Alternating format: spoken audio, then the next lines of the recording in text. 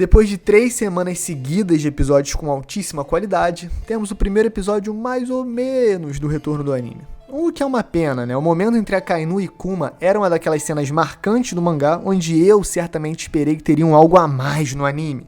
Porém, dessa vez ela deu o azar de cair um episódio de baixa prioridade. Só que por outro lado, podemos ter uma visão otimista. O preview do episódio 1127 parece insano. Existem rumores correndo por aí que Akihiro Ota, o lendário animador que deu show em um ano com a estreia do Gear 50 e as principais cenas de luta do arco, agora pode retornar para a incrível luta entre Kizaru e Luffy G5. Inclusive, Egghead já começa a nos fazer refletir em como as coisas mudaram em One Piece. Com a sua aparição em Sabaody, eu lembro que instantaneamente o Kizaru se tornou um dos meus personagens favoritos quando eu vi pela primeira vez. O estilo bonachão, em contraste com os poderes da velocidade da luz, as explosões, os chutes, tudo ainda usando um terno amarelão banana, não tinha como virar fã. Mas, mesmo essas cenas tão marcantes, quando eu olho para trás, não são exatamente animadas da maneira mais incrível possível. É hiper bem feito, mas a passagem do tempo é nítida, porque mesmo em um episódio que conseguimos entender que não teve uma prioridade tão alta, o Almirante da Luz rouba a cena com sequências incríveis a todo o momento. Então chega aí para destrinchar cada detalhe do episódio 1126, o Luffy morreu? Talvez sim, não tô nem zoando. E óbvio que isso tem a ver com Gear 50, Kizaru, teve Kuma vs Akainu, todo o drama de Egghead. Então, fala galera, chapéu espalha aqui, eu sou o Derek, já deixa o like, já se inscreve, checa os links na descrição.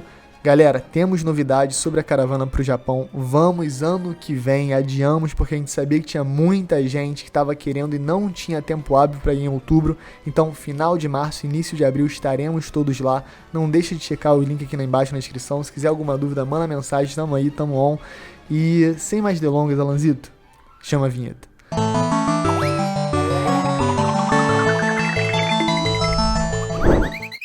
Eu curti que o episódio teve uma breve recapitulação do que estava rolando com o Kuma, porque o capítulo 1092 já começa seco direto com a chegada dele em Marijoa. E aí um take aberto, acompanhamos explosões ao fundo.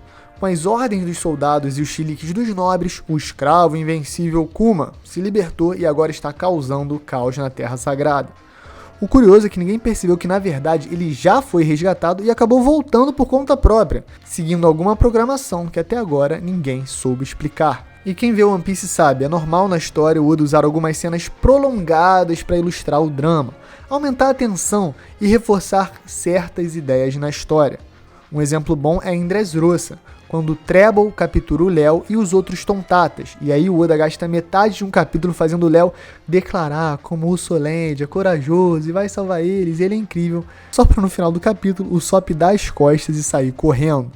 Óbvio, isso deixou todo mundo maluco na época, mas isso aqui não é pra dar hate no Sop, tá? É só pra ilustrar que isso é normal em One Piece, até porque logo no capítulo seguinte dessa cena, ele já volta e salva todo mundo. Então, no anime, essa extensão pra mim fica por conta do estado deplorável que o Kuma se encontra. Praticamente dando defeito, caindo sozinho, tomado por estática, bugando. O sofrimento robótico realmente faz pensar que ele pode cair de vez a qualquer momento. Isso machuca.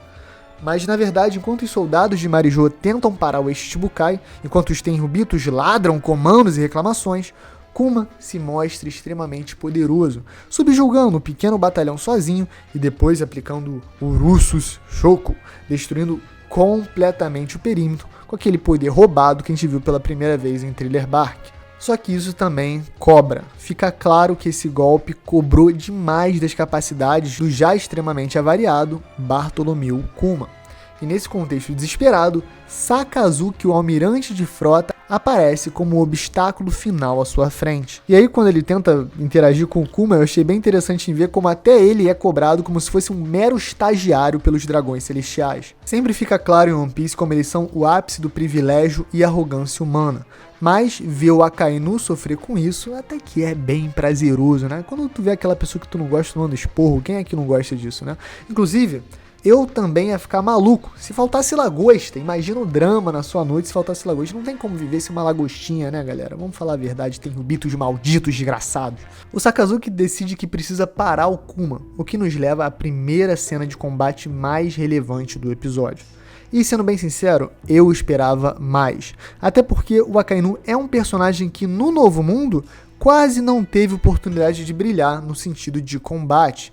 E ele sozinho, se a gente parar pra pensar, porque recentemente tivemos cenas espetaculares exaltando os poderes do Kuzan durante o combate contra o Garp em Hatinosu, agora com Kizaru em Egghead, e não esquece que no final de Wano também teve ótimas cenas com o Aramaki. Então fica aí chupando seu dedo por trás do bigode, meu querido parça Akainu. Vocês lembram das 3 aves lendárias? Já foi a vez do Articuno, nosso Kuzan, já foi a vez dos Zapdos, nosso Kizaru, quando chegou a vez do Moltres, não brilha, né? Esse Moltres está magro. Mas beleza, a gente tem uma cena mais contida, com o braço já em magma do Akainu, acertando em cheio a cabeça do Kuma.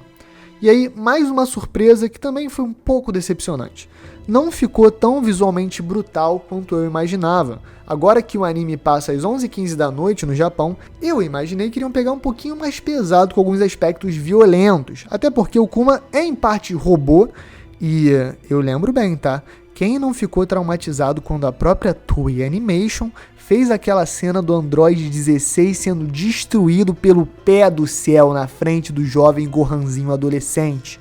Eu tô traumatizado até hoje. Mas em One Piece foi mais suave, com a fumaça disfarçando o dano ali no rosto, que se você reparar no mangá, parece que levou mais da metade da lata do Kuma embora. Agora, um detalhe oculto dessa cena é o conflito psicológico do Akainu. Porque a gente sabe, Egghead é em grande parte um arco que está dando relevância para o aspecto mental do Kizaru. Ele tem um passado complexo, com figuras como Sentomaru, Bonnie e Vegapunk, mas agora ele precisa eliminar uma dessas pessoas enquanto todas as outras tentam pará-lo. Em comparação, o drama do Akainu é diferente, mas ele é bem representado nesse episódio pelo breve flashback. Primeiro, ele soca a cara do Kuma, dando aquele papo que o cara já tá morto, que ele é só uma arma, que ele não tem sentimentos nem emoções. Depois, ele se depara com a quantidade desconfortável de sangue que saiu do golpe dele, o que já deixa o almirante de frota um tanto intrigado. Depois, o Kuma escapa e ele só consegue lembrar nesse momento da conversa que teve com a Bonnie depois de capturá-la. Uma menina que tinha confiança absoluta que nunca seria abandonada pelo pai, que ele nunca se tornaria uma mera arma, não importa o que aconteça. Com o sangue do seu oponente em mãos, vendo ele escapar guiado por forças misteriosas, certamente isso fez o Akainu se perguntar se a Bonnie não tinha razão, e o Kuma talvez não esteja tomando uma atitude muito mais humana do que ele imaginava ser capaz. Eu adorei a corrida do Kuma na adaptação do anime, mas vale falar que a cena é bem mais dinâmica e interessante no mangá, o que naturalmente deixa essa escapada aí também mais plausível, né? Ele não fica correndo 50 metros, tomando um golpezinho de magma à distância, ele simplesmente vaza. Agora, o questionamento final do Akainu mais parece ele tentando se convencer do que sabe do que uma verdadeira pergunta honesta, né? Por que ele qualifica tanto, né? Por que ele tenta lembrar que o Kuma é um mero robô sem pensamentos, sem emoções? Eu tenho a resposta. Porque no fundo, o Akainu teme a verdade. Teme que ele não seja o que o governo mundial o levou a acreditar. A transição do oceano que rodeia Marijoa para a ilha de Egghead ficou sensacional, nos trazendo ao ponto de vista de um super-herói voando por cima dos mares até a costa, né, sob o cerco das embarcações da marinha. Logo de cara, a gente já vê a traição dos pacifistas com as nossas pobres bestas marinhas robóticas. Eu quase entrei em depressão com elas afundando devagarinho com o olho de Pokémon derrotado. Agora, muito irado o panorama geral do ovo do Roger. Não é ovo do Roger, gente, desculpa a brincadeira. É o ovo de Egghead. Abertinho ali, magenta, rosa, lilás, amarelo, uma tonalidade doida, irada, coisa de Eiichiro Oda, coisa de One Piece. Agora, falando em doido e irado, vemos imediatamente o Kizaru se recuperando do chutão que ele tomou do Luffy base, para um segundo depois vermos o Snake Man soltando golpe de tudo quanto é lado, tentando a todo custo parar o almirante da marinha. Gente, que sequência boa! O primeiro golpe do Snake Man é muito maneiro, muito bem animado, porque ele traz toda aquela agressividade e aleatoriedade só para encontrar o contraste. O homem mais rápido do mundo enxerga o golpe em slow motion, preparando já uma defesa montada com o poder da luz que nulifica completamente o ímpeto do Yonkou. Depois, ele lança o Black Mamba, Hip Kobe Bryant, dobrando o poder do ataque, mas o Kizaru continua achando suave, elogiando a força do oponente, reconhecendo que ele entende como o Kaido pode ter sido derrotado, mas ainda assim dá o crédito verdadeiro, que é o medo e o respeito de alguém que sabe que pode ser derrotado a qualquer momento. A ação para por 10 segundos. Os dois querem saber porque um quer matar e o outro quer proteger o Vegapunk. Mas pra mim o interessante é que o Kizaru não esperava uma pergunta tão direta. Ele, ouvindo alguém questionar suas intenções, faz ele parar por 1 segundo. Mas apenas 1 segundo. Antes de, já com todo o swag, o estilo, o molho, o drip, a pompa do mundo, dar um chute rotatório e desviar com facilidade mais um golpe do Yonkou no Gear Force. Galera, de novo, por mais que o episódio não seja lendário, essa cena entre Luffy e Kizaru realmente tá espetacular. O Almirante luta como se fosse um deus. Ele não tá simplesmente conversando, engajando com o oponente, pensando em movimentos e contra-ataques. Na verdade, em frações de segundo, ele abre uma distância de quilômetros, como se fosse a própria Estrela da Morte do Star Wars jogando um raio que cega o Luffy, até revelar no último instante a sola do sapato mais rápido do planeta, de One Piece. A animação ficou sensacional, mas os próximos segundos pra mim conseguiram elevar a cena acima do próprio mangá. Eu não falo isso sempre. O silêncio vem primeiro, e depois um toque sutil da ponta do sapato do almirante no chão, a expressão se esvaindo do rosto do Vega Force One até que uma memória toma a tela. A alegria e inocência na voz de Vegapunk, revelando o gigantesco robô dos sonhos para a felicidade de todos. Esse momento alegre e antigo que automaticamente se torna melancólico, destruído pela brutal força do raio de luz, explodindo ao meio robô como se fosse o facão 1000 grau no YouTube em 2017. O Luffy explode no campo de força e o Vega Force desmonta na hora, derrubando o Sunny no chão. Nisso, a Lilith sai do cockpit correndo, avisando Frank e a Bonnie que vai dar ruim, a estática cresce e blum, explosão gigante. Esse momento serve para colocar a Bonnie e o Kizaru frente a frente.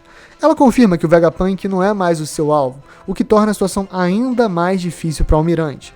Mas também não parece, né? Ele desvia com tranquilidade máxima numa cena que trouxe uma animação linda, tanto com a perspectiva dinâmica do golpe da Bonnie, quanto com a fluidez elemental da esquiva do Kizaru. Que qualidade!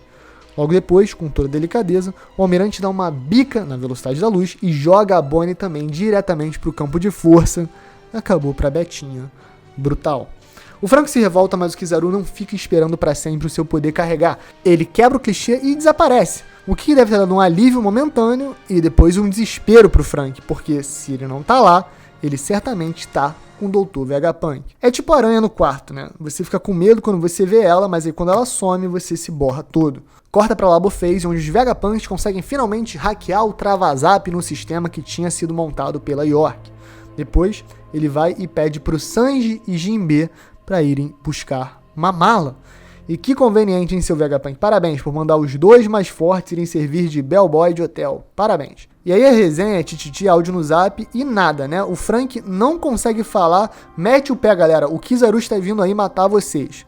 Mentira, ele até consegue. Só que quando ele consegue, do nada, se materializa Kizaru, cheio de pompa e cheio de maldade no meio da sala, deixando o Nami, o Sop e Vegapunk e todo o resto em choque. A gente tem 1 minutinho de diálogo, aumentando a tensão da cena, até que uma quebra inesperada acontece. Outra explosão que já traz aquela trilha sonora galhofa do Gear 5 de volta. Mas aí, pera, uma frase doida me fez refletir. O Luffy morreu de novo? Ele aparece e pega o Kizaru como se fosse um brinquedo, né? Já no seu modo gigante. Só que logo depois ele fala que passou pelas barreiras de laser do Vegapunk 2 vezes e simplesmente achou que ia morrer. Só que eu fiquei pensando, será que ele não morreu mesmo? E aí voltou como Nika dessa vez? Porque a gente sabe, né? Como a gente viu contra o próprio Rob Lute, o Luffy consegue controlar a transformação de Nika agora. Só que o que motivou ele a se transformar em Nika originalmente foi aquele golpe do Kaido que, com a interferência da CP0, acabou sendo letal para o Luffy, que depois de ter seu coração completamente estático, depois de alguns segundos, voltou a tocar com o ritmo dos tambores da libertação. Beleza, o Luffy voltou à vida graças ao Gear 50 e, claro, graças aos seus poderes mágicos da Hito no Mi, modelo Nika, Deus do Sol. Então, será que esse golpe do Kizaru de certa maneira não pode ter também dado um dano praticamente letal no Luffy, que fez ele entrar no modo Gear 50 sem nem saber, e aí o Oda botou só nessa frasinha, nessa zoeirinha, que acabou saindo bem ao largo aí no anime? Não sei, galera, comenta aí embaixo, acham que o Luffy morreu ou não? Não é super relevante, tá? Só pra deixar bem claro, não é super relevante, mas é uma coisa curiosa que eu quero saber da opinião de vocês. Até porque a gente pode terminar One Piece sem saber e não vai fazer diferença nenhuma, mas aqui no canal Chapéu de Palha, aqui na Alta Cúpula, a gente quer saber a verdade sempre, sempre. Por isso que minha última teoria foi Dr. Hiruruki é Rocks de Shebeck. Bom, passar essa leve especulação, que eu achei bem curioso, a gente também tem que falar que o Kizaru tá sempre relaxado, sempre tranquilo, né? Ele não teme, ele tá capturado ali pelo Yonkou no modo Gear Fit, na loucura pura, mas ele tá tranquilo. E aí, pra última cena final, o cliffhanger do episódio, o robozão antigo de milênios, pum, abre o seu olho. Tem ali os olhinhos vermelhos ativados. Claramente é uma conexão com o Gear 50, né? Com o mesmo jeito que a gente viu ali o Zunisha reagindo. Agora a gente aparentemente tá vendo esse robozão gigante. Então, galera, esse foi o review do episódio 1126 de One Piece. Deixa o like, se inscreve, dá essa moral pra gente, comenta aí alguma coisa, me tá com hate se quiser, me tá com love também, que eu gosto, e principalmente a link na descrição de cair no Japão, todo mundo junto, vamos junto, é nóis, é nóis, é nóis, um beijo, um queijo, Alanzita top, o melhor editor de todo o Brasil, eu acho, tá? Eu acho sim. E é isso, galera, um beijo, um queijo e valeu!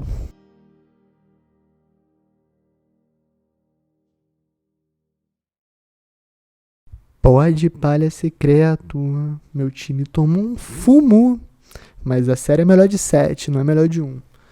Vamos falar de outra coisa? Vamos. Deu uma esfriadinha aqui no Rio, uma nubladinha, eu gosto. Comprei uma paneleira, eu tinha 56 centímetros de espaço na minha cozinha pra botar um móvel. E eu comprei um que tinha 52 centímetros de largura, tá? Então 2 centímetros de cada lado é mais que o suficiente, tá? E aí vamos torcer pro micro-ondas caber dentro. E na air fryer também.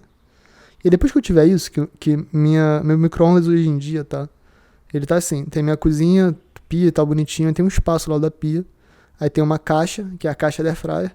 Em cima dessa caixa de papelão equilibrado tem um micro-ondas, tá? Que tá na altura da minha canela. E aí em cima do micro-ondas tem uma air fryer. Que, né? Calma, gente. Calma, vai dar tudo certo.